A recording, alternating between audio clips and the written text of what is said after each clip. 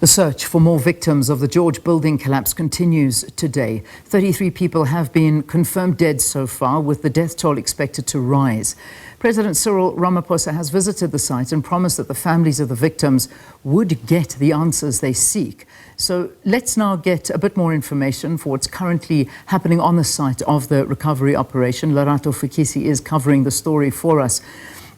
Lerato, obviously the president's visit was a big one yesterday, saying about compensation, not to worry about those kind of issues, also the medical care. But I think one of the big concerns is now what is happening for the search of the remainder of the bodies, because there are still, as far as we know, and please correct us if we're wrong with those numbers, 19 still missing that are trapped or dead now under that rubble. A very good morning to you, Leah. And I think, like you said, the huge concern now is the unaccounted numbers. But the issue of the accounted numbers, Leanne, has also been a very sketchy topic, because yesterday when we spoke to Colin Diner, he was saying that that number of 19 can't really be a true number of those unaccounted for, because that's just a number they're working on based on the number given to them by the developer. But like I said earlier on, that on the time of the collapse of the building, a lot of people ran away from the scene. So Colin Diner was saying it perhaps cannot be 19, because a lot of those people left the site when the scene happened. And also currently, as you see behind me, normally at this time, and there are rescue personnel on site working, trying to recover bodies, but all you see behind me are literally just excavators just trying to get debris out and trying to get concrete out. But I spoke to one of the excavators and he said to me, Lerato, at this stage we don't see or foresee that there are actually still bodies trapped inside. Then the question now remains, Leanne, is where are the families that have still, or the people that are not being accounted for? But also interestingly, and we also have heard that at 9 o'clock there's going to be an official update by the George JOC, who are going to give us a proper update in terms of, is the site now going to be closed and handed over to the Department of Labour for investigation, as Colin Diner did state yesterday. But an interesting conversation we had, Leanne, yesterday with the Premier of the Western Cape, Mr. Alan Windy, was the issue of what do we learn from this? What then is the way forward so that it doesn't happen again?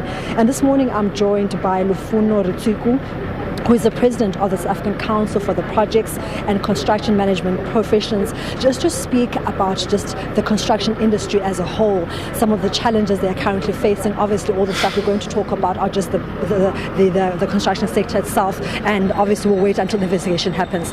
Lutsuko, just in terms of the construction industry, let's just go first straight into that. What are some of the challenges that you're foreseeing or you see currently in the industry? Yeah, so in the main is apathy, lack of interest to compliance, and also a perception that construction is everybody's game, regardless of how unskilled they are. A space that everybody who is untrained resorts to, and some of the problems results to this. The general appetite to lack of appetite in terms of regulation. It's also one of the things that is lacking the industry down. Maybe just the last part is what should happen in terms of the lessons that are learned from here. Apart from the outcome of the investigations, the country should be interested in what lessons are we extracting from this incident for improvement purposes. And then one of the issues that came out yesterday from the Minister of Social Development was the issue of lack of proper documentation of some of those working. Is it also an interesting part that you've picked up in terms of people not probably being documented and the effects thereof? Yeah, so in the process of contractors trying to maximize their profits, there's a tendency of resorting to internationals with a perception that there's going to be an element of cheap labor achieved. Unfortunately, our people become cheap this way. So as a result, it's very difficult to document some of the people who are coming across, some of them unregistered, some of them the paperwork is scattered, some of them have not really even documented themselves with Home Affairs and all the other departments according. So that is why you find it difficult to now track who is who, from where, what level of skill did they have, how did they land themselves in George, and all those type of things. So in terms of documentation of construction at large, from people to activities to all the general compliances, there's a need to improve documentation in construction sites.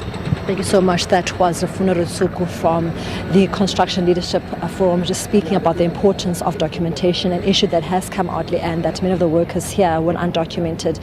Also speaking about the need for proper regulations. There's been a talk around the amendment bill of the CIBD and a call for that to be implemented, because it's going to then level the playing ground to ensure that the same compliance expected in the public sector is also seen in the private construction workers as well. Let's go back to you in studio. All right, Lerato, thanks very much for the update coming from George Lerato Fekisi, our reporter, who has this story covered for us.